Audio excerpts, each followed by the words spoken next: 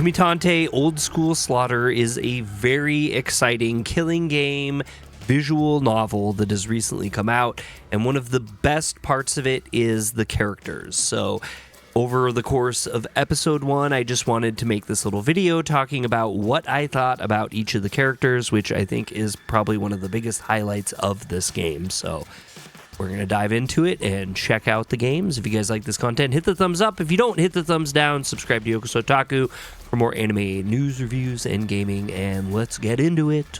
Mari Sanada is the main protagonist and known as the Absolute Barista. My overall impression of her is that she is a bit shy and seems to struggle speaking up, which you later understand to be likely caused by her upbringing and maybe her work in retail. Initially, I wasn't really too sure about my feelings on her, but through episode 1, I got the feeling she's got a lot of room for growth. I suspect as the episodes continue that her journey of coming out of her shell and realizing her strengths will be a large part of the character. She's voiced by Mia Page, and oh boy, she did a really great job, especially in the heavily emotional scenes. Muichi Sanada is Mari's younger twin brother known as the Absolute Prosecutor. He's really loud and he attempts to take charge a ton.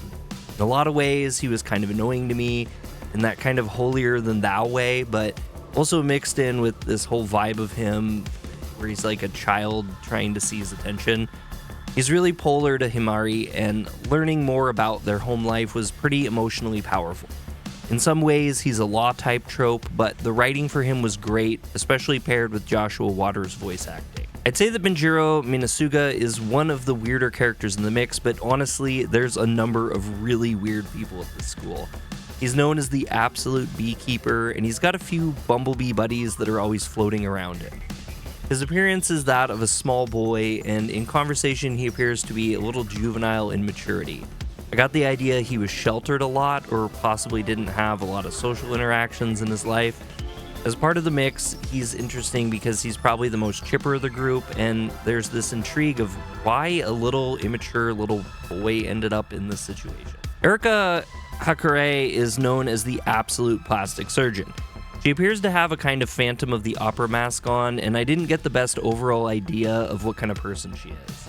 I enjoy her red color scheme, and she's kind of cool because I feel like in the game a lot of other characters make statements about their thoughts about her, more so than any other character. She's likely kind of scary, and the group as a whole makes it fairly clear they're worried about her examining their injuries despite her apparent medical background. Hiroshi Okabe is another of the more chipper characters, as he's known as the Absolute Comedian. He definitely dresses like he would be on a stage, however, all the interactions I had with him in Chapter 1 did not convey he was very funny. The scenario is a death game though, so I'll forgive his initial lack of stand-up routine. He kind of seemed like a bit of a nervous wreck to me, but I also carried a bit of distrust towards him for reasons I can't exactly pin. In Chapter 1, you get a fair share of encounters with him though, and I do feel a little tickle of interest in learning more about who he is. Juryu Shiraki is known as the Absolute Knight, and out of the bunch, he feels the most like a real NPC. Living up to his name is his sole duty, and just about 100% of his screen time revolves around his protection of another character. He comes off as being from a totally different timeline and is extremely one-note at the beginning. Honestly, can't say more about him due to that. Kaguya is known as the Absolute Enigma, hence the lack of a last name. She's pretty hard to talk about as she talks very little and very little is known about her. I kind of felt like she was a newborn baby despite being grown looking. Her dialogue is mostly asking the meaning of things people are talking about. She did have some good moments I won't spoil in episode 1 though. Kazan Myoga is the Absolute Lumberjack, and by appearance she is very much a design stereotype. Imagine a red-headed female Paul Bunyan, except kind of a jerk. I didn't get a good beat on her character in episode 1, but overall I think she's fairly smart, but very socially inept. That inability to speak well with others has her coming off really blunt, hence my jerk comment. I think that there might be a softer side, but I'll have to pry into that more as the episodes release. Kokoro Hoshisaki is the Absolute Conspiracy Theorist and is also the character I felt the most intrigued with, as I had no idea how they would even fit into the situation. He's paranoid and screams a ton. He seems to be completely lost in his head and is wildly nonsensical basically always. I attempted to spend my free time with him and, well, I still don't get him. Misuke Ajima is the absolute filmmaker. I don't feel like they had a lot of screen time in this episode though. They were the least memorable to me, and all I can really say is they seem to be weirdly, deeply religious. Reiji Kutsuki is the ultimate pop star. Imagine a chilled out pothead and you'll basically get the gist of this character's personality. I found him interesting visually, and he's cool in the way that his personality conflicts against the overall consensus of the other participants. Overall, he was a bit of a mystery to me though. Sakia Aikawa is the absolute technician. I feel like she does get a lot of limelight in episode 1, but overall she comes off as very robotic and emotionless. She's very smart though, especially with repairs. I really liked her character type in the mix though, as she is often a yin to the yang of the over-the-top, hyper-emotional characters. I look forward to figuring out more about her, and maybe in episode 2 I'll devote some free time with her. Shigure Ogasawara is the absolute meteorologist. She's also kind of an authoritative goth mom. She's kind of emotionally walled from my experience with her, and honestly that makes me very interested in continuing to try to break that down. Her absolute title was also very absent, being understood in episode 1, and for that reason I too want to get to know her character better. Oh, and she's the one that's protected by the absolute knight for reasons. Kara Hanabusa is the absolute track star, despite her physical appearance. She's overweight, so that's a bit of a subversion to the title. Overall, she's really friendly though, and honestly, I kind of found her to be the most funny in episode 1. She's overall pretty goofy, but can also be helpful at times. I think she's honestly a character I should have spent more free time with, but feels so limited that I'll just have to wait till episode 2 to get. Kamasu Ishikame is the absolute soldier, but to me, he seemed to be the delinquent student trope. Very, very similar to Kazuma Kuwabara of Yu Yu fame, down to the hairstyle, outside of the color.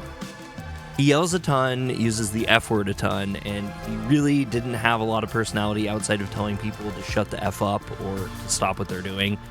His voice actor is Bradley Gareth, and his performance felt to me like a mix between Kuwabara and maybe Kanji from Persona 4. Tsubaki Inoue is the absolute paleontologist and is potentially a zombie, a Frankenstein. I have no idea what her deal is. What you learn about her story is super confusing. In my playthrough, it never felt close to making sense. Her body is different from her head. There's obvious marks showing her head was sewn on, and she's described her waking up one day. After she woke up, I guess she started traveling and researching. She's overall a super nice, kind, and understanding character, but she also talks really, really weirdly. I had a hard time with it at first outside of the voice lines, which makes more sense. Eventually, I learned to read her lines more clearly by basically just skipping parts of the sentences she was speaking. Normally, this would really irk me, but in this case, it felt more manageable, and I'm assuming there'll be some sort of explanation later that will clarify why, so I'm gonna give that all a pass right. So that was all my thoughts on all the characters from this wonderful game. I would love to hear what your opinions are, and if you've played this game, please comment below what you thought, because I'm sure that a lot of people are going to feel a lot of different ways about all these weird characters, and I'm sure that you guys also had some experiences that I didn't have, because there's only so much free time you can have to play with these characters in episode 1. So it's very, very cool. It's very, very fun. The game is out now. There's a link in the description if you want to check it out.